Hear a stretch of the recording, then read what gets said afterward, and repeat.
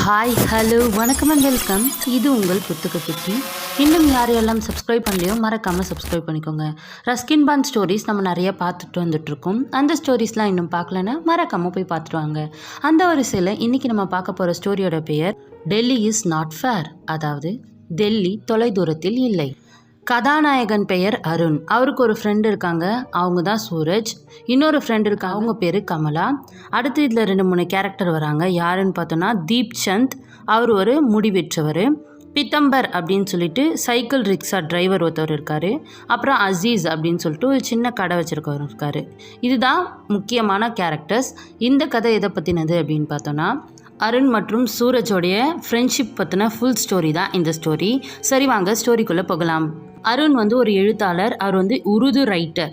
இவர் என்ன பண்ணுவார்னா உருது டிரான்ஸ்லேட் பண்ணுறது, ரைட் பண்ணுறதுன்னு சொல்லிட்டு இதில் தான் சம்பாரித்து வாழ்ந்துக்கிட்டு இருந்தார். இவருக்கு க்ரைம் நாவல் எழுதணும், அந்த லாங்குவேஜில் எழுதணும் அப்படின்னு சொல்லிட்டு இவருக்கு ரொம்ப ஆசை. பட் இவரால் என்ன பண்ண முடியலன்னா இந்த வேலையை இந்த ஊரில் பார்த்துட்டு இவங்க பிபால் நகர் அப்படின்னு சொல்லப்படுற ஒரு இந்திய கிராமத்தில் தான் வாழ்ந்துக்கிட்டு இருக்காங்க. இவருக்கு அதிகப்படியான காசு இந்த ஜாபில் கிடைக்காது. அதனால் இவர் என்ன பண்ணுவார் அப்படின்னு பார்த்தோன்னா இவர் நண்பரோட சேர்ந்து வெஜிடபிள் விற்கிறதுலேருந்து பிட் பாக்கெட் அடிக்கிற வரைக்கும் எல்லா சின்ன சின்ன வேலைகளை பார்த்து தன்னுடைய வாழ்க்கையை வாழ்ந்துக்கிட்டு இருக்காரு. ஆனால் இந்த அருணுக்கு என்ன ஒரு கனவு அப்படின்னு பார்த்தோன்னா அவர் எழுதக்கூடிய ஒரு நாவல் பிளாக் பஸ்டர் ஆகி ஒரு ஸ்டார் ஆகணும், அவரை சுற்றி நிறைய பேர் கைத்தட்டி அவருக்கு புகழ் கிடைக்கணும் அப்படின்றது தான் அவருக்கு ஒரு ஆசை. இவருக்கு கரெக்டாக கொஞ்சம் தூரத்தில், அதாவது 12 feet by 7 feet தூரத்தில் தான் சூரஜ் அப்படின்னு சொல்லிட்டு ஒருத்தர் வாழ்ந்துக்கிட்டு இருக்காரு. இவரை பற்றி சொல்லணும்னா இவருக்கு வீடு இல்லை, இவர் ஒரு அனாதை. 1947 நடக்கப்பட்ட இந்தியா பிரிவினையால் தன்னோட அப்பா அம்மா 2 பேரையும் இழந்துட்டாங்க. அதுக்கப்புறம் பார்த்தோன்னா கமலா அப்படின்னு சொல்லிட்டு ஒரு கேரக்டர். இவங்க ஒரு தவறான தொழில் செய்யக்கூடிய ஒருத்தவங்க, அதாவது இவங்க ஒரு ப்ராஸ்டிடியூட். இவங்க என்ன பண்ணுவாங்க அப்படின்னு பார்த்தோன்னா தன்னை விட 2 மடங்கு வயசான ஒருத்தவரை மேரேஜ் பண்ணிக்குவாங்க. இவங்க அருண், சூரஜ் இவங்க 3 பேருமே நல்ல ஒரு ஃப்ரெண்டாக இருப்பாங்க. சூரஜ் அப்படின்னு சொல்லப்படுறவர் ஒரு டீனேஜ் பையன்தான். இவருக்கு எபிலெப்சி அப்படின்னு சொல்லப்படுற வலிப்பு நோய் இருக்கும். அடிக்கடி இவருக்கு என்னென்னா ஃபிக்ஸ் வர ஆரம்பிக்கும். இவரோட ஹெல்த்தை நினச்சி நம்மளோட அருண் ரொம்பவே கஷ்டப்படுறாரு. ஏன்னா இவங்கள்ட்ட ஹாஸ்பிட்டல் போகிறதுக்கோ இல்லை என்ன பண்ணுறதுக்கோ எதுக்குமே இவங்கள்ட்ட காசு இருக்காது. வட இந்தியாவில் ஒரு சின்ன கிராமம், அதாவது டெல்லிக்கு கொஞ்சம் தூரத்தில் இருக்கக்கூடிய ஊர் தான் பிபால் நகர். இந்த நகரில் தான் நம்மளுடைய ஹீரோ எல்லாருமே வாழ்ந்துக்கிட்டு இருக்காங்க. பிபால் நகரில் எப்படி இருக்குது அப்படின்னு பார்த்தோன்னா அந்த டவுனே ரொம்பவே சோம்பேறித்தனமாக இருக்காங்களாம். தூசி படிஞ்ச நகரமாக இருக்குது. எந்த ஒரு அடிப்படை வசதியும் இல்லாத மாதிரி இருக்குது. அங்கே நிறைய பேர் நிறைய கனவுகளோடு வாழ்ந்துக்கிட்டு இருக்காங்க. நம்மளுடைய அருண் ஒரு கனவோட வாழ்ந்துக்கிட்டு இருக்கார் இல்லையா, அந்த மாதிரி அங்கே நிறைய பேர் எப்படியாச்சும் ஜெயிச்சிட மாட்டோமான்னு சொல்லிட்டு அவங்க வாழ்ந்துக்கிட்டு இருக்காங்க. அவங்களோட எல்லாருடைய கனவுமே என்னவாக இருந்துச்சுன்னா டெல்லிக்கு போகணும், டெல்லியை சுற்றி பார்க்கணும். அதுதான் அவங்களுக்கு ட்ரீமாக இருந்துச்சு. எல்லாருடைய கனவுமே இருந்தது. அவங்களுடைய கனவுகளுக்கு இந்த டெல்லி தான் தீர்வு அப்படின்றத அவங்க நம்பினாங்க. பிபால் நகரில் ஒரு முடிவெற்றவர் இருந்தார். அவர் பேர் தான் தீப் சந்த். அவருக்கு என்ன ஆசை அப்படின்னு பார்த்தோன்னா டெல்லிக்கு போய் சொந்தமாக ஒரு பார்பர் ஷாப் வைக்கணும். அந்த டெல்லிக்கு போயிட்ட பிறகு இவர் பிரைம் மினிஸ்டருக்கே போய் முடிவெட்டுற மாதிரிலாம் இவர் கனவு காணிக்கிட்டு இருப்பார். அடுத்து பித்தம்பர் அப்படின்னு சொல்லிட்டு இருந்தார். அவர் ஒரு ரெஸ்லர். அவருக்கு என்ன ஆசை அப்படின்னு பார்த்தோன்னா அவரோட சைக்கிள் ரிக்ஷாவை டெல்லிக்கு போயிட்டு ஸ்கூட்டர் ரிக்ஷாவாக மாற்றணும் அப்படின்றது தான் அவரோட ஆசையாக கனவு கண்டுட்டு இருந்தார். அப்புறம் அசீஸ் அப்படின்னு சொல்லிட்டு ஒருத்தர் இருந்தார். அவருக்கு டெல்லியில் இருக்கக்கூடிய சந்தினி சவுக் அப்படின்ற இடத்துல ஒரு ஜங்க் ஷாப், அது குப்பைகள் பழைய பொருட்கள் வச்சு ஒரு கடை திறக்கணும் அப்படின்றது ஆசைப்பட்டாங்க. அப்புறம் ஷேத் கோவிந்த் ராம் அப்படின்னு சொல்லிட்டு ஒரு கேரக்டர். இந்த கேரக்டர் என்ன பண்ணாருன்னா அவங்களோட ஒய்ஃபோட தான் வாழ்ந்துக்கிட்டு இருந்தார். ஒரு பேங்க்கை வச்சுருந்தார். அது மட்டும் இல்லாமல் இல்லீகல் பிஸ்னஸும் செஞ்சுட்டு இருந்தார். இப்படி இந்த நகரில் பல பேர் பல கனவுகளோடு வாழ்ந்துக்கிட்டு தான் இருந்தாங்க. அது மட்டும் இல்லாமல் அன்றைக்கி ஒரு நாள் என்ன நடந்துச்சு அப்படின்னு பார்த்தோன்னா பிபால் நகரில் ஒரு எர்த்குவேக் ஏற்பட்டுச்சு. மக்கள்லாம் வீட்டை விட்டு வெளியே வந்துட்டாங்க, வெளியே திரண்டு நின்றுட்டாங்க. நிறைய பேர் என்ன சொன்னாங்க அப்படின்னு பார்த்தோன்னா ஜோசியம் பார்த்து என்ன சொன்னாங்கன்னா இந்த உலகமே அழிய போகுது அப்படின்னு சொல்லிட்டு ரொம்பவே கஷ்டப்பட்டுட்டு இருந்தாங்க. இந்த நியூஸ் அந்த கிராமம் முழுக்க பரவச்சு. ஆனால் நம்மளோட அருண் மற்றும் சூரஜ் இவங்க 2 பேருமே இந்த விஷயத்தை எதையுமே நம்பலை. அவங்க டெய்லி ஒர்க் போயிட்டு அவங்க வீட்டுக்கு வந்துட்டாங்க. அதுக்கப்புறமேட்டா தான் அவங்க என்ன டிசைட் பண்ணுறாங்க அப்படின்னு பார்த்தோன்னா நம்ம கிளம்பி போகலாம் அப்படின்னு சொல்லிட்டு அவங்களோட ஜேர்னியை ஆரம்பிக்கிறாங்க. அவங்க ஜேர்னி எப்படி போகிறாங்கன்னா நடந்தே தான் போகிறாங்க. ஹில்ஸை தாண்டி மலையை தாண்டி போகிறாங்க. சூரஜ் இது வரைக்கும் இந்த மாதிரி மலைகள் எல்லாம் பார்த்ததே இல்லை, ஹில்ஸ் எல்லாம் பார்த்ததே இல்லை. ஆனால் அருண் சின்ன வயசில் அவங்க அப்பா அம்மா கூட போன ஞாபகங்கள்லாம் இருக்குது. 2 பேருமே எப்படி போகிறது அப்படின்னு சொல்லிட்டு ரொம்பவே ஒரு நல்ல ஒரு டூரிஸ்ட்டுங்களாக உட்காந்து போய் அந்த சம்மர் சீசனை ரொம்பவே இயற்கையை ரசிச்சுக்கிட்டே போனாங்க அப்படி தான் சொல்லணும். பைன் ட்ரீஸு, அப்புறம் சில்லுன்ற காற்று, ஸ்வீட்டான வாட்டர், இது எல்லாமே அவங்களுக்கு ஒரு புது அனுபவத்தை கொடுத்தது அப்படின்னு தான் சொல்லணும். ஃபைனலாக அருண் வந்து டெல்லிக்கு வந்துட்டார். அதுக்கப்புறம் இல்லாமல் அவர் ஊர்லேருந்து கிளம்பும்போது கமலா கிட்ட ஒரு நல்ல ஷர்ட்டை வந்து கடை வாங்கிட்டு வந்திருப்பாங்க. எதுக்காக அப்படின்னு பார்த்தோன்னா இன்டர்வியூக்காக. இவர் டெல்லிக்கு வந்து உருது எடிட்டராக இன்டர்வியூக்கு போவார். அந்த இன்டர்வியூவர் வந்து கொஷின் கேட்கறதுக்கு இவர் என்ன சொல்லுவாருன்னா, நான் டெல்லியை ரிசர்ச் பண்ணி என்னோட புக் டைட்டிலுக்கு டெல்லி இஸ் நாட் ஃபேர் அப்படின்னு சொல்லிட்டு இது வச்சுருக்கேன் அப்படின்னோடனையும் அந்த வேலையும் இவருக்கு கிடைச்சிரும். மந்த்லி சேலரி வந்து 300 ரூபாயில் இவர் வந்து வேலை செய்ய ஆரம்பிச்சிருவார்.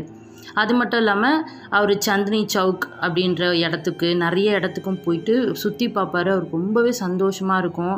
எப்படி ஓல்டாக இருந்தது எல்லாம், அவர் சின்ன வயசில் வந்திருந்ததுலாம் எப்படி மாடர்னாக மாறிக்கிட்டு இருக்கு, புது புது பில்டிங்ஸ்லாம் எப்படி இருக்குது அப்படின்னு சொல்லிட்டு அந்த டெல்லி தானே இந்த இந்தியாவோட கேபிட்டல், அதை ஃபுல்லாக ரசித்து பார்ப்பார். இவருக்கு இந்த சிட்டியில் வாழ்கிற மக்களுக்கும் அவங்களுடைய கிராமத்தில் வாழ்கிற மக்களுக்கும் டோட்டலாக ரொம்பவே டிஃப்ரென்ஸ் இருந்தது. பிபால் நகரில் எல்லாருக்கும் அவரை தெரிஞ்சிருக்கலாம், ஆனால் யாருமே அவரை விரும்பலை அப்படின்னு சொல்லிட்டு அவருக்கு புரிஞ்சுது.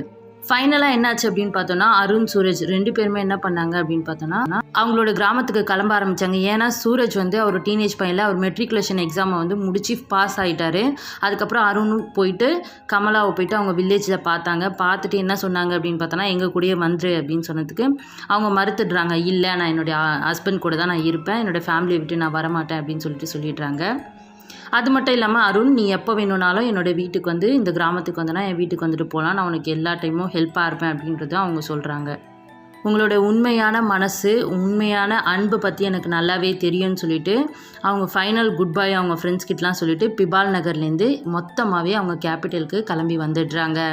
இந்த டைட்டிலுக்கு ஒரு காரணம் இருக்குது. டெல்லி இஸ் நாட் ஃபேர் அப்படின்றது வந்து எல்லா கனவுகளுமே பக்கத்தில் தான் இருக்குது. அதாவது அவங்களுடைய கனவுகள் எல்லாமே டெல்லியை சுற்றி இருந்தது, அதனால் டெல்லி தூரம் இல்லை அப்படின்னு சொல்லி வச்சுருக்காரு. அதே மாதிரி உங்களுடைய ட்ரீம்ஸுமே உங்களுக்கு பக்கத்தில் தான் இருக்குது. அந்த டவுனில் நிறைய பேர் நிறைய விஷயத்துக்கு ஆசைப்பட்டுட்டு இருந்தாங்க, ஆனால் ஆசை மட்டும்தான் பட்டுக்கிட்டு இருந்தாங்க. அதுக்கான முயற்சிகளை வந்து அவங்க எடுக்கவே இல்லை.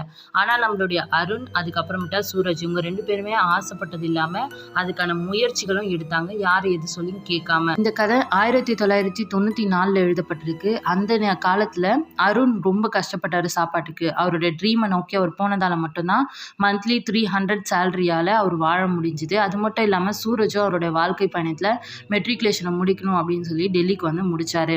இந்த கதையோட கருத்து ரொம்பவே சிம்பிள் தான். எங்களுடைய 2 பேரோட ஃப்ரெண்ட்ஷிப்ஸ், அதுக்கு மட்டும் இல்லாமல் உங்களுடைய கனவுகளை நோக்கி நீங்கள் ஜஸ்ட் முயற்சி பண்ணிகிட்டே இருங்க. யாரும் என்ன சொன்னாலும் இது பண்ணாதீங்க, கை விட்டுறாதீங்க. இதுதான் ஸ்டோரியோட நேம், த செர்ரி ட்ரீ. சரி, வாங்க ஸ்டோரிக்குள்ளே போகலாம். ஒரு 6 வயசு பையன் முசோரி பஜார்லேருந்து வீட்டுக்கு வர வழியில் செர்ரி பழங்களை சாப்பிட்டுட்டு வந்துட்டுருக்கான். அந்த செர்ரி பழங்கள் ரொம்பவே இனிப்பாக இருக்குது, சிலது புளிப்பாக இருக்குது. அந்த செர்ரி பார்க்கவே ரெட் கலரில் ப்ரைட்டாக ரொம்பவே அழகாக இருக்குது.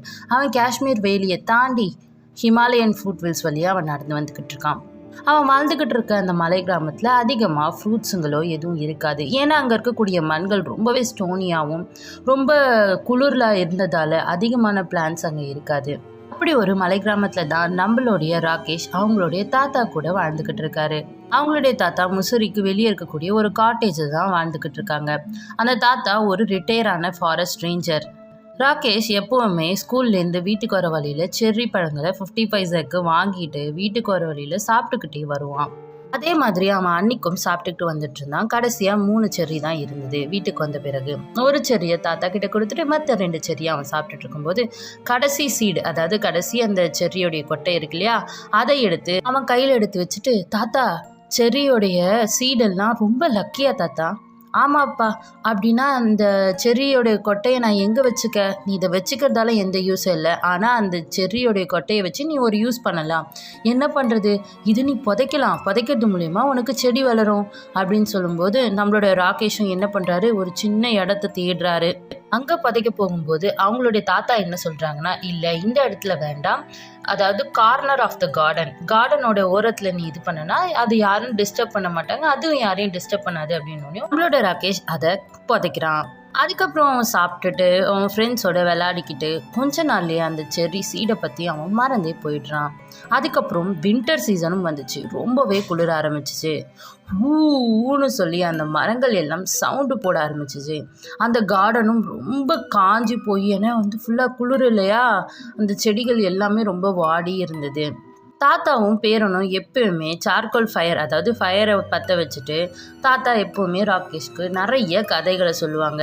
எப்படிலாம் மனுஷன் அனிமல்ஸ்லேருந்து கற்றுக்கிட்டான், அப்புறம் கோஸ்ட் ஸ்டோரி, இந்த மாதிரி நிறைய ஸ்டோரிகளை கிராண்ட்பா எப்பயுமே சொல்லுவார். கொஞ்ச நாளாக கிராண்ட்பாக்கு ஐசைட் ரொம்பவே வீக் ஆகிட்டே வந்தது. அதனால் ராகேஷையே நியூஸ் பேப்பர் படிக்க வைக்கிறதையும் அவர் ரொம்பவே யூஸ்ஃபுல்லாக அவங்களுடைய பேரனை நல்லபடியாக வளர்த்துக்கிட்டு இருந்தாங்க. அதுக்கப்புறம் ஸ்ப்ரிங் சீசனும் வந்துச்சு. அந்த சீசன் வந்த பிறகு ராகேஷ் ரொம்பவே சந்தோஷமாக இருந்தான். ஏன்னா நிறைய பறவைகளுடைய சத்தம், அதுக்கு அந்த குளுமையான காற்று, ரொம்பவே சந்தோஷமாக இருந்தான்.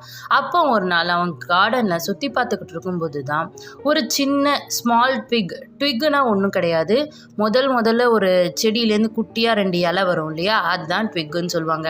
அதை பார்க்குறான். அப்போ தான் அவனுக்கு என்ன ஞாபகம் வருது அப்படின்னு பார்த்தோன்னா, அவன் வச்சான் இல்லையா அந்த பிளான்ட்டு, அதுதான் அவனுக்கு சீடாக வச்சான் இல்லையா, அதுதான் அவனுக்கு ஞாபகம் வருது. அதை பார்த்துட்டு அவனால் நம்பவே முடியல. என்னன்னு நீங்களே சொல்லுங்கள், ஒரு 6-7 வயசு சின்ன பையனால் எப்படி அதை நம்ப முடியும்? உடனே அவனுடைய கிராண்ட்பா கிட்ட ஓடி போய், தாதா இங்கே பாருங்களேன், நான் வச்ச செர்ரி ட்ரீ. எந்த செர்ரி ட்ரீ அப்படின்னு சொல்லி அவங்க கிராண்ட்பா கேட்குறாங்க. ஏன்னா அவங்க மறந்தே போயிடுறாங்க. நான் போன வருஷம் வச்சது இல்லையா, இங்கே வாங்க தாத்தா. 1 வருஷம் கழிச்சு தான் அது சின்னதாக ட்விக் விட ஆரம்பிச்சிருக்கு. வேகமாக ஓடி ரொம்ப சந்தோஷமாக, இங்கே பாருங்களேன் எவ்வளோ இன்ச்சு வளர்ந்துருக்கு பாருங்களேன்னு சொல்லி ரொம்ப சந்தோஷப்படுறான். அதுக்கப்புறம் அதை டெய்லி அவன் பராமரிக்க ஆரம்பிக்கிறான். அதை பார்த்ததுலேருந்து அவனுக்கு எப்போ அந்த செர்ரி ட்ரீ வளரும் அப்படின்றது தான் அவனுடைய ஆசையாகவே இருந்துச்சு. சீக்கிரமாக வளராதான்னு அடிக்கடி அதை பார்க்க ஆரம்பித்து அதுக்கு எல்லாமே பராமரிக்க ஆரம்பித்தான். ஆனால் அது 2-3 வாரம் கழித்து ஒரே ஒரு இன்ச்சு தான் வளர்ந்தது. அதை பார்த்தும் அவனுக்கு ரொம்பவே சந்தோஷமாயிடுச்சு. அதுக்கப்புறம் மான்சூன் சீசன் வந்துச்சு, மழை பெய்ய ஆரம்பிச்சிது, எங்கே பார்த்தாலும் வெள்ளம். அதுக்கப்புறமேட்டா தான் அந்த செர்ரி ட்ரீ கொஞ்சம் நல்லா வளர ஆரம்பிச்சிது. ஒரு 2 ஃபீட்க்கு வளர்ந்த பிறகு அவங்களுடைய தாத்தா என்ன சொன்னாருன்னா, நம்ம இனிமே தான் இதை ரொம்பவே நல்லா பார்த்துக்கணும், ஏன்னா ஆடெல்லாம் எதுவும் மேய்ஞ்சிடக்கூடாது, அப்புறம் இதில் எந்த ஒரு பூச்சி போட்டும் வரக்கூடாது அப்படின்னு சொல்லிட்டு எல்லாத்தையுமே ரொம்ப சந்தோஷமாக அவங்க பார்த்துட்டு இருந்தாங்க. ஆனால் ராகேஷ்க்கு ரொம்ப ஒரு கஷ்டம். இது திரும்பவும் எப்போ வளரும்னு தெரியலையே, செர்ரி ட்ரீ ஏன் இவ்வளோ நாள் ஆகுது, வளருமா வளராதா அப்படின்ற 1008 கேள்விகள் அவன் மனசுக்குள்ளே எழுந்துக்கிட்டே இருந்தது. இப்போது ராகேஷே வளர்ந்துட்டான். அவனுக்கு இப்போ 8 வயசாகிடுச்சு. நல்ல ஒரு கேர்லியான பிளாக் ஹேரு, நல்ல ஒரு பிளாக் ஐஸ், ரொம்பவே அழகாக இருந்தான். அது மான்சூன் சீசன். அதனால் ராகேஷ் அவங்க அப்பா அம்மாவை பார்க்குறதுக்காக போனான். அங்கே போயும் அவன் ரொம்பவே நல்லபடியாக நடந்துக்கிட்டான்.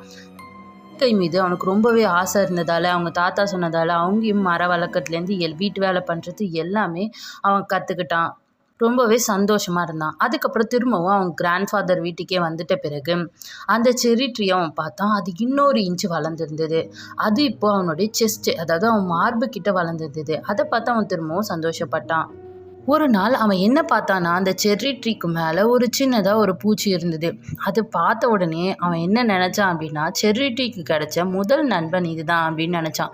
நெக்ஸ்ட் நாள் பார்த்தோன்னா ஒரு கம்பளி பூச்சி இருந்தது, கேட்டர்பில்லர். அதை பார்த்தோன்னே அந்த செடியெல்லாம் அதை சாப்பிட ஆரம்பிச்சிடும் இல்லையா, அதனால் அவன் என்ன பண்ணான் அப்படின்னு பார்த்தோன்னா, அதை அழகாக தூக்கிட்டு போய் அவங்க வீட்டில் இருக்கும் இல்லையா, இந்த காஞ்சி போன இலைகள்லாம் குப்பை மாதிரி கொட்டியிருப்பாங்க இல்லையா, அந்த இடத்துல போய்ட்டு அதை போட்டுருவான். ஏன்னா கேட்டர்பில்லரும் ஒரு பட்டர்ஃப்ளையாக மாறணும், அதே மாதிரி இவனோட செர்ரி ட்ரீக்கும் எதுவும் ஆகக்கூடாது. இந்த அளவுக்கு அந்த செர்ரி ட்ரீ மேலே அவன் ரொம்பவே அன்பு வச்சிருந்தான் அப்படின்னு தான் சொல்லணும்.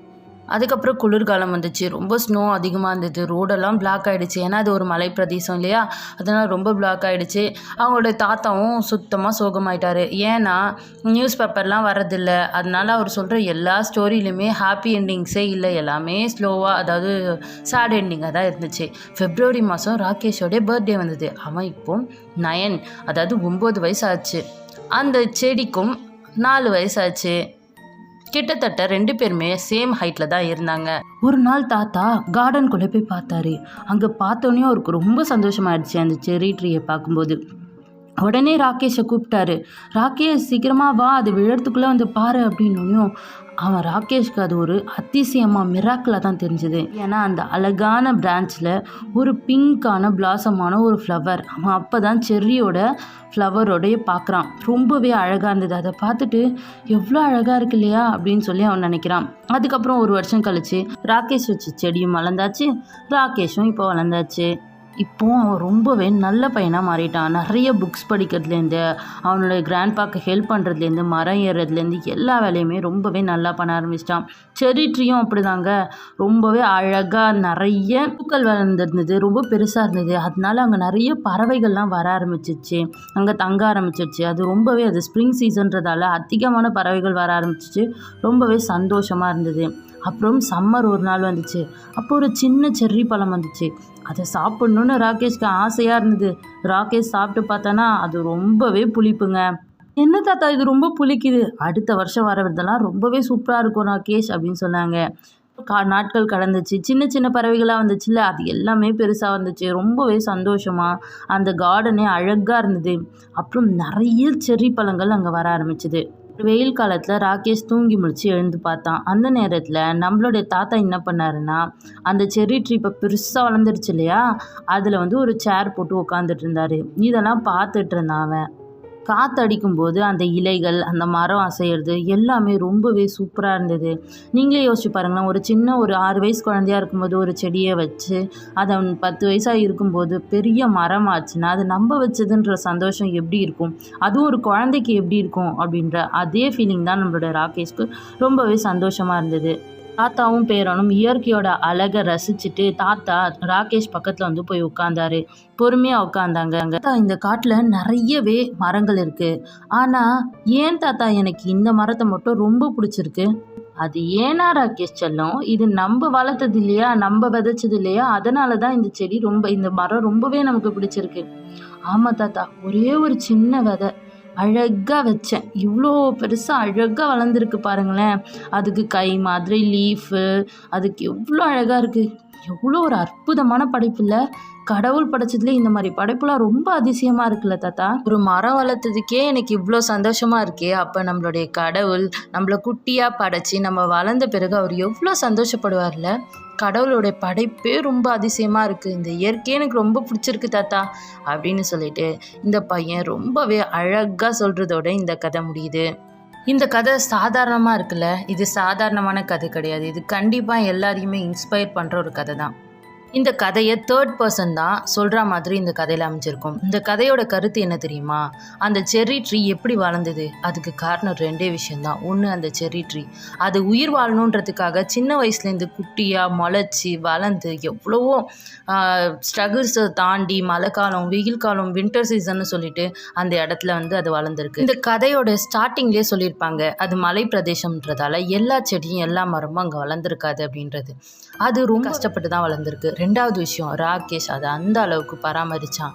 கேட்டர்பில்லர், அதாவது கம்பளி பூச்சி ஆகட்டும், தண்ணி ஊற்றத்தாகட்டும், ரொம்பவே பாதுகாப்பாக வளர்த்தான். அதனால தான் அது நல்லபடியாக வளர்ந்தது. அவன் ஒரு சின்ன பையன்தாங்க. என்னடா இது, ஒரு வருஷம் கழிச்சு தான் சின்னதாக இலை வந்திருக்கு, இது வளரவே மாட்டேங்குதுன்னு சொல்லி அவன் விட்டுருந்தானா அவ்வளோ பெரிய மரம் வளர்ந்துருக்காது. நமக்கும் இது எல்லா குவாலிட்டிஸும் இருக்கும். பொறுமையாக இருக்கணும். சில நேரத்தில் நம்மளுடைய பொறுப்புகள், அவன் பொறுப்பாக அந்த செடியை பார்த்துக்கிட்டான், அந்த மாதிரி நமக்கு பொறுப்பு இருக்கணும். க்ரோத் எப்பயுமே எல்லாருக்கும் எல்லாத்துலேயும் சீக்கிரமாக வெற்றி கிடைக்காது. நம்ம வெற்றிக்காக கொஞ்சம் காத்திருக்கணும். அப்புறம் இயற்கையோட ஒன்றி இருக்கணும். இது எல்லா கருத்தையுமே ஒரே ஸ்டோரியில் ரொம்பவே அழகாக சொன்ன கதை தான் இந்த கதை. இந்த கதை உங்கள் எல்லாருக்குமே ரொம்பவே பிடிச்சிருக்கும்னு நினைக்கிறேன். பிடிச்சிருந்தா ஒரே ஒரு கமெண்ட் பண்ணுங்கள், ஆமாம் எனக்கு இது பிடிச்சிருக்கு அப்படின்னு சொல்லுங்கள். இந்த மாதிரி ஒரு நல்ல கதைகளை உங்களுக்கு நான் கொடுக்க ட்ரை பண்ணுறேன். இந்த கதை பார்த்ததுக்கு ரொம்ப நன்றி. தேங்க்யூ ஃபார் வாட்சிங்.